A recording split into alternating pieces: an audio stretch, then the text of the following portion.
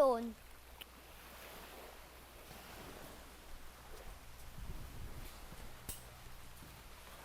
Jean, po, lahat ng mga kubrikama, palitan nyo na sa mga kwarto. Opo. Roger, yun bang kurtina na bago na palitan na, naikabit nyo na ba? Baka mamaya yan, dumating na si Senyora, hindi nyo pa nagagawa yun. To, sige na, pagtulong-tulungan nyo na yung pinagagawa ko. Manang Loleng, ngayon na po ba uuwi si na Ma'am Remedios galing Maynila?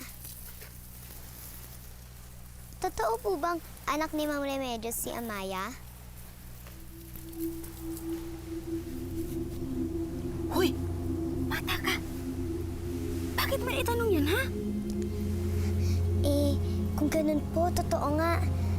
Narinig ko po kasi kay Ma'am Remedios na anak... Naku!